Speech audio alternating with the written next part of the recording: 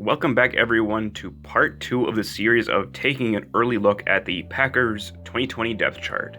Now that we've gotten a chance to take a look at the offense and special teams, we can now focus our attention to the defense.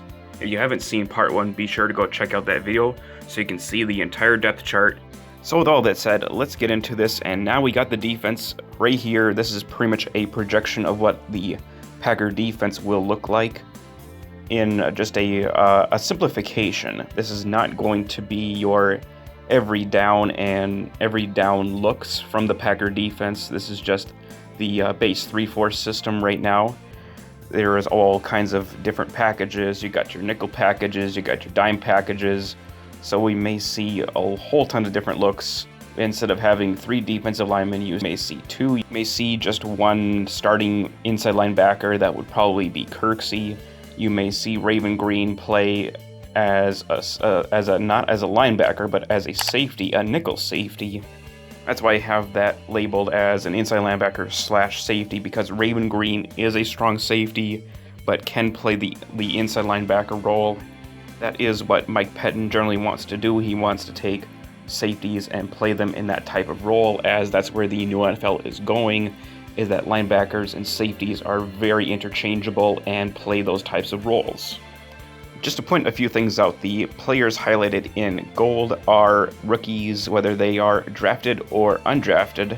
We got quite a few newcomers to the Packer defense, not just rookies, but veterans alike.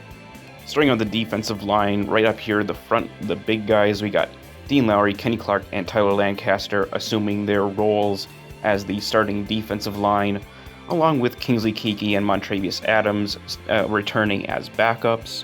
And then we got newcomers Gerald Willis and Trayvon Hester. And then we got the undrafted Willington Prevalon that will probably be at the back of the depth there along the defensive line. The outside linebacking core will consist of the Smith brothers yet again returning off of stellar years.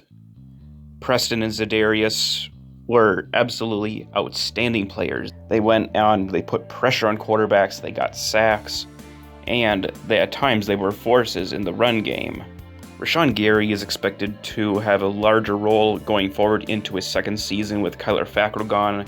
He will be the number 3 linebacker, right behind the Smith brothers, added into the rotation for the edge rushing core, along with former Baltimore Ravens outside linebacker Tim Williams, the former teammate in Baltimore to Za'Darius Smith from the Milt Hendrickson connection, will probably also have an expanded role, as he has had somewhat of a redshirt season in Green Bay, being buried underneath Gary and Fackrell.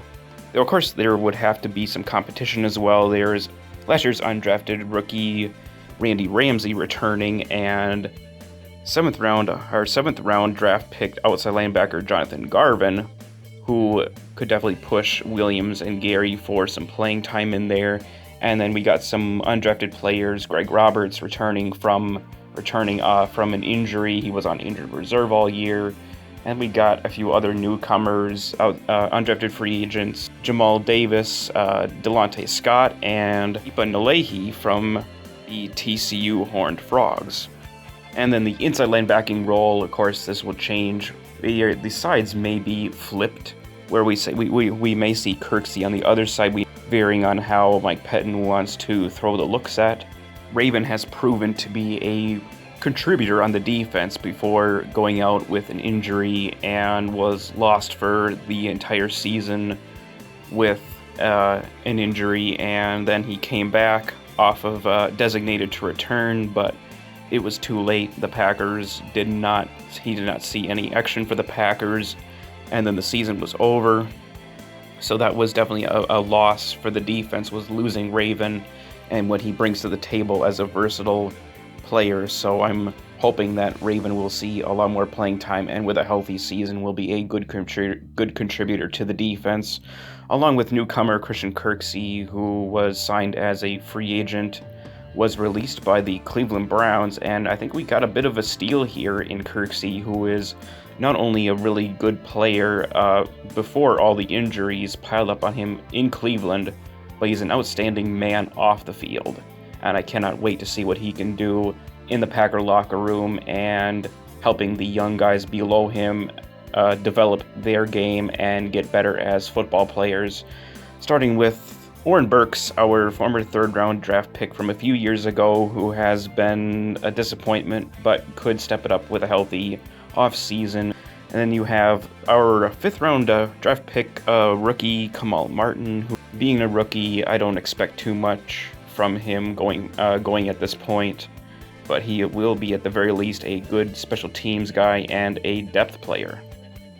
And then you got Ty Summers, who was exactly that. He was a depth guy and primarily contributed on special teams. He might be able to return in year 2 and could possibly push Burks and Martin for possibly being one of the probably on the second line of the inside linebacking core.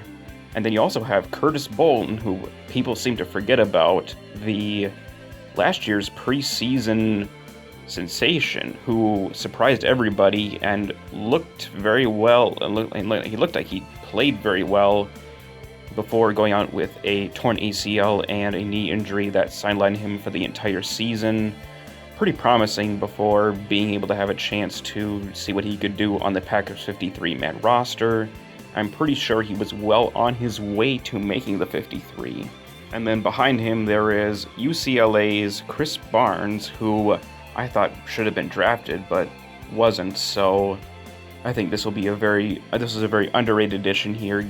The cornerbacks, things look a little bit different than they did from last year, but the core is mostly intact. Josh Jackson, the third-year corner, who has been somewhat of a disappointment, has spent some time buried in a very, very depth-laden corners position, will probably be the team's dime and backup, along with Kadar Holman, who was buried as well as a rookie, kind of had a redshirt season somewhat, and spent a little bit of time on special teams. We may see him get a more increased role in year 2. And then we have some undrafted free agent guys that were signed to the team, with one of them being Stanford Samuels, the third here. This was a guy that I thought should have been drafted, but fortunately the Packers were able to pick him up as an undrafted player. He is a long, tall corner that is the mold of a Packer corner in general, so I really like this pickup here by the Packers. And then you have Deshaun Amos, who I'm not entirely sure is related to our strong safety, Adrian Amos, but he was signed before the draft and could possibly be a sleeper candidate, as well as along some of these other guys that are below him, such as Marc-Antoine Dequoy, an undrafted corner, along with his fellow other undrafted corner, Will Sunderland. Then back at safety, Adrian Amos, Darnell Savage will assume their roles as strong safety and free safety, respectively, along with a few newcomers as undrafted free agent safeties and a rookie safety that was drafted in the 7th round, Vernon Scott, who will play behind Will Redmond as a backup free safety. And then you got the undrafted safeties, Henry Black and Frankie Griffin. Those are some names to look out for. So that right there, you guys, is the Green Bay Packers 2020 defense heading into training camp. This is just a little projection for now.